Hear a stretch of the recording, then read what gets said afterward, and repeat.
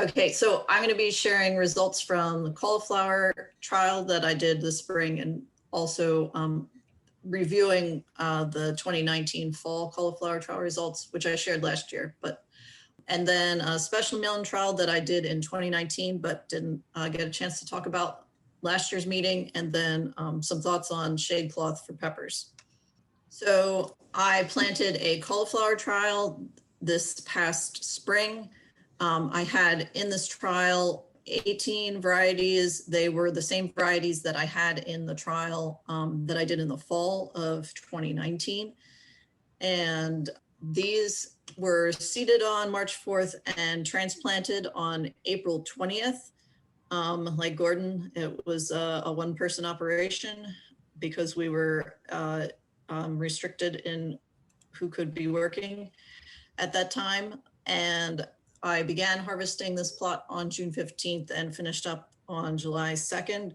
This is the only picture I actually had a chance to take of the plot itself, apparently, which was a few days after I transplanted it.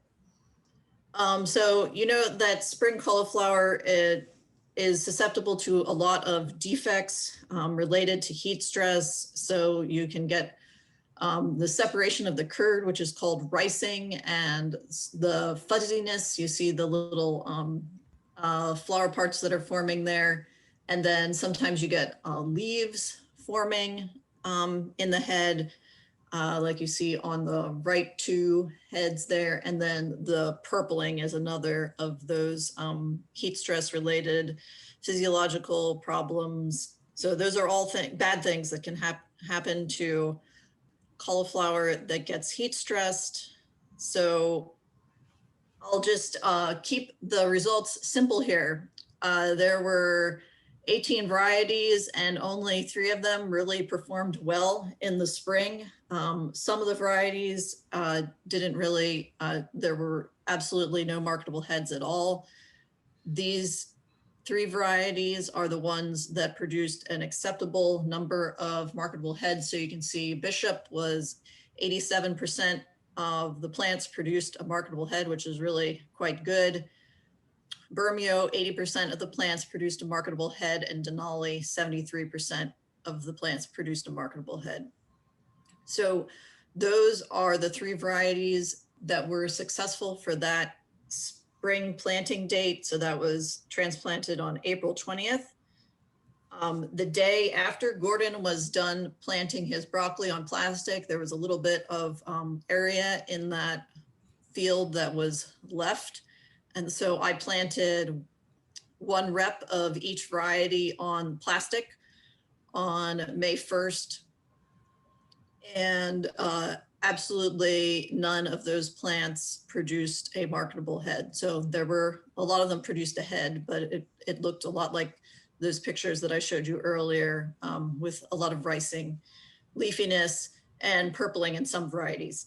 So Gordon got away with that later planting date in his broccoli trial and got some marketable yields. You're not going to get away with later planting dates with cauliflower, even with the ones that seem to be more heat tolerant. So spring cauliflower, you're pushing it no matter what you're taking a risk. I'd say that these 3 varieties show some promise of being much less risky than some of the other ones, but yeah, don't plant on May 1st. Many of those 3 varieties that did well in the spring, Bermeo and Bishop, were also 2 of the varieties that did well in the fall trial in 2019. The fall trial that I did in 2019, if you remember the fall of 2019, it was pretty hot and dry at the end of August and beginning of September. So this trial had a fair amount of heat stress on it too. Even so, we had more varieties that did well in that trial. And with that one, it was more a situation of, we had some delay in establishment and maturity, and there were some varieties that just didn't get far enough along to make good heads given the stressful fall conditions. So these are varieties that did well in the fall 2019 trial.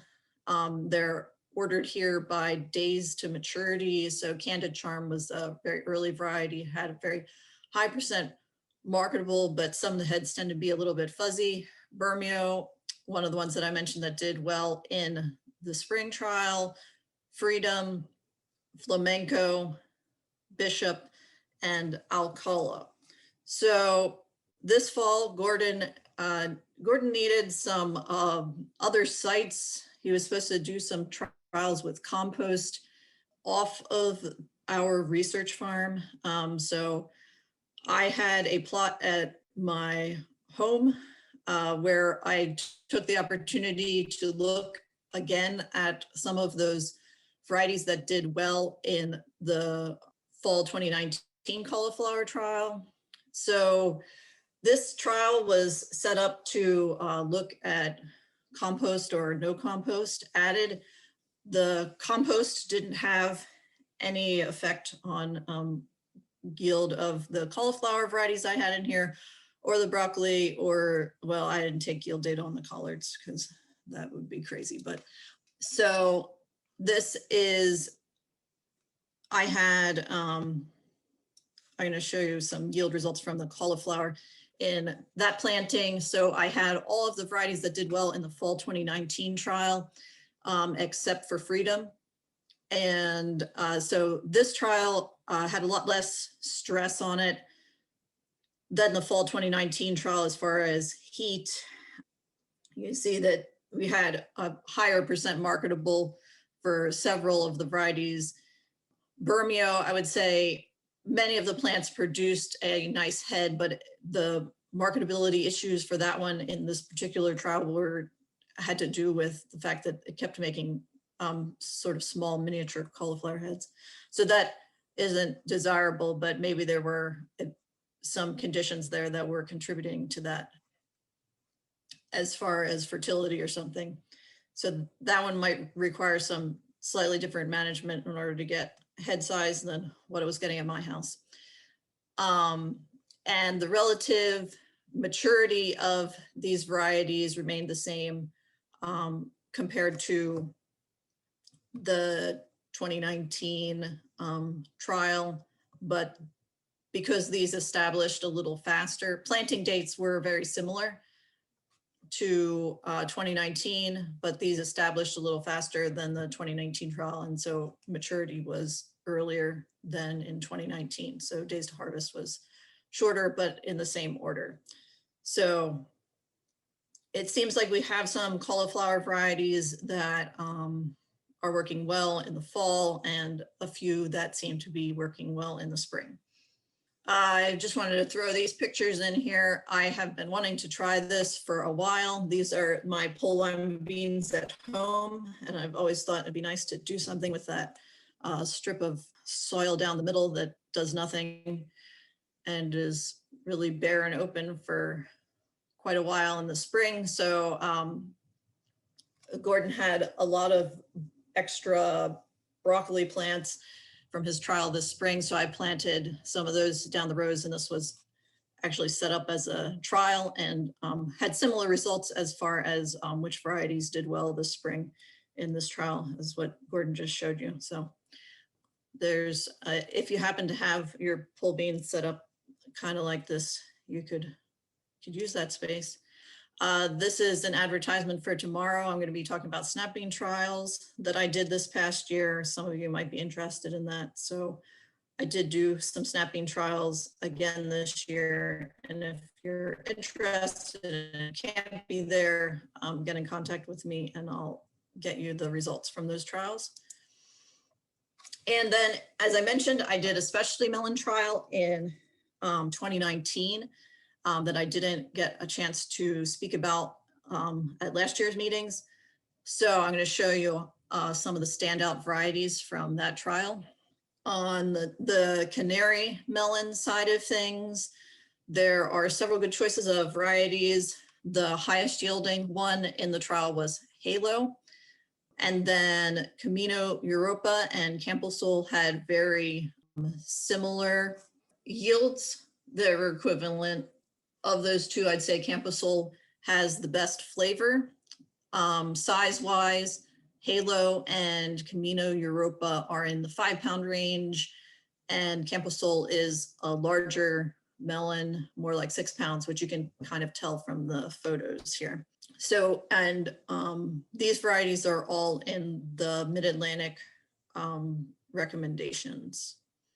On the honeydew melon side of things, I had several different ones in the trial, including all the ones that are in the variety recommendations. This one, New Moon, is the standout variety as far as yield, and it was also the one that had the best flavor. This variety had really good yields, equivalent to those of the best yielding canary melons, which is pretty good for honeydews.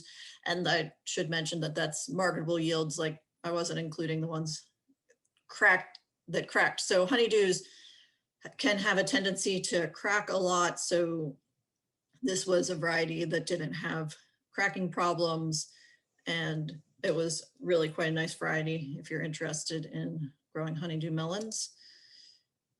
The Sharontay types, my crew, which I did actually get to have a crew in 2019, unlike this year, were a favorite among the young people who were working for me. But if you've ever tried to grow these things, they crack and they're really no fun. They crack at the seemingly slightest change in soil water conditions. And I don't know where you can actually grow these things, but not in this area without wanting to rip your hair out. But these were the two that were in there.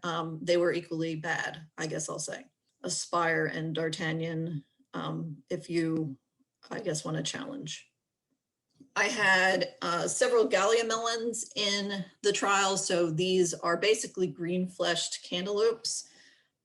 I had a few new numbered varieties from one of the seed companies, but the new ones didn't perform very well. So these are the same Gallium melons that I trialed back the last time I did a specialty melon trial in 2010 that looked good then. So they're still what's good that's out there. So Courier, Visa, and Passport, all from Holler Seed, are sort of the best of what's available for green fleshed cantaloupes. Okay, so then I had, Gordon mentioned that he had some watermelon varieties from a company called No New Seed.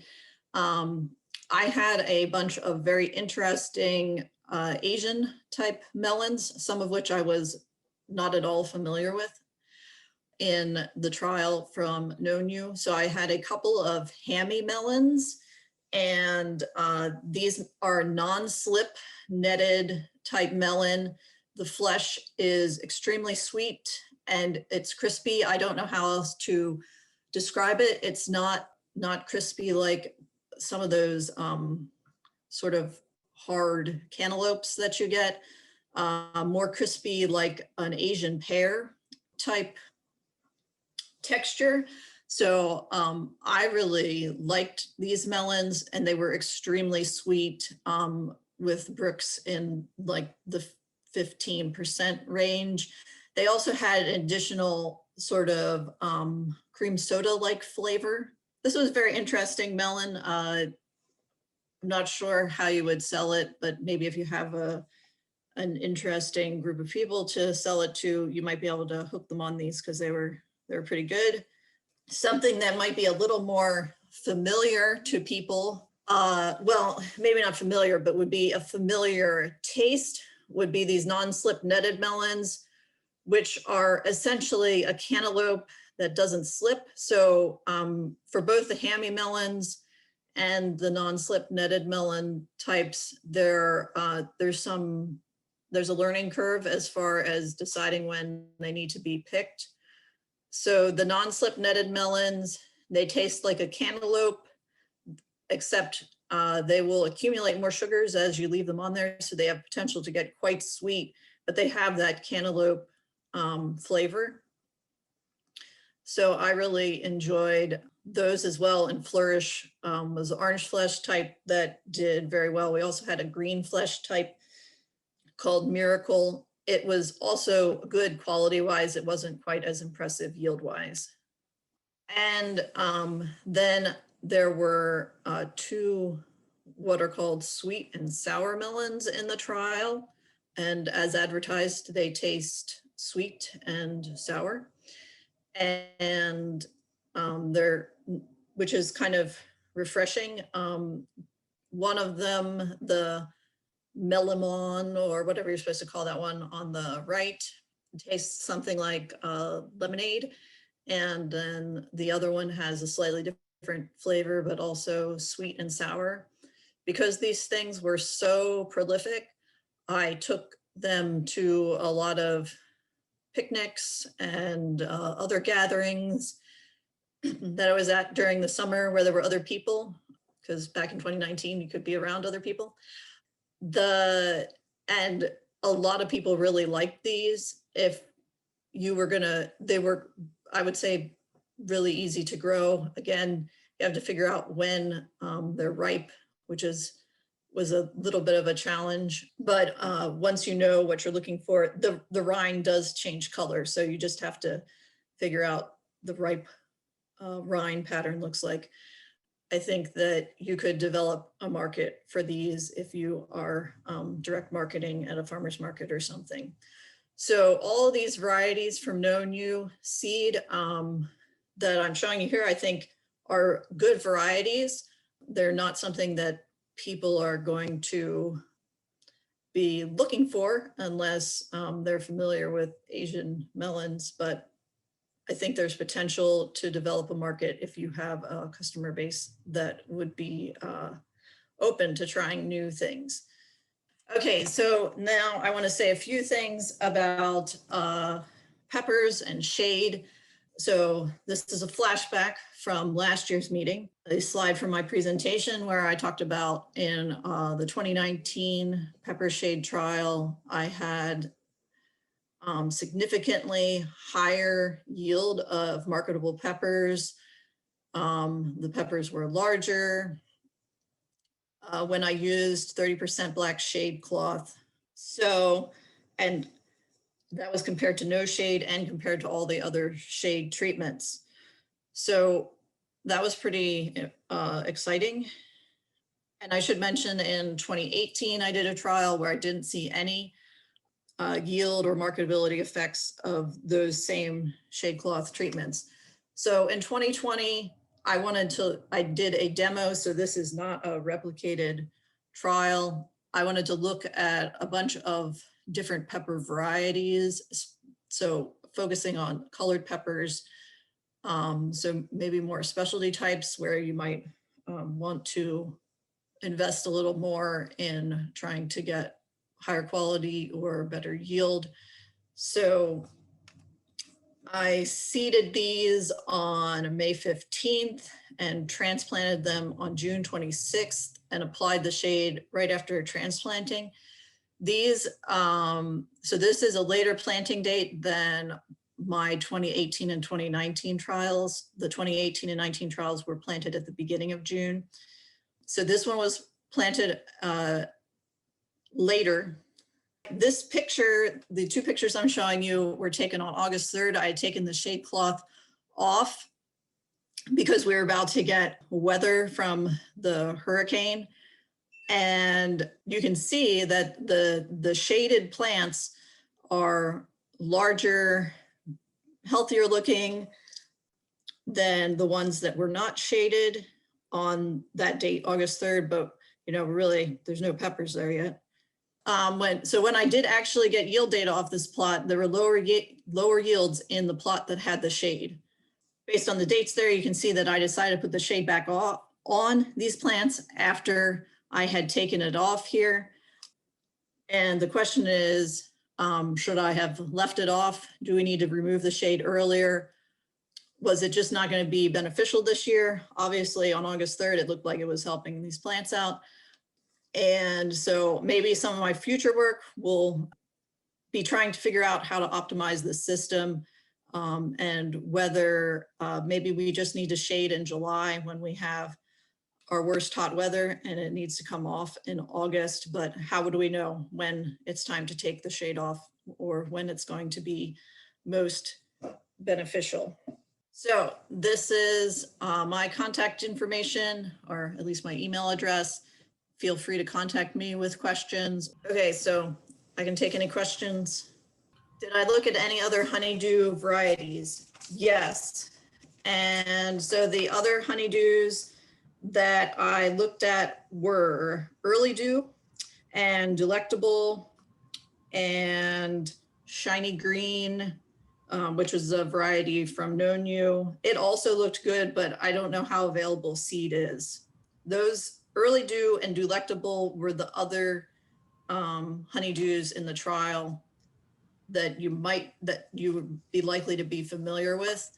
And so New Moon was definitely better than those two. All right, thank you much, Emily. Again,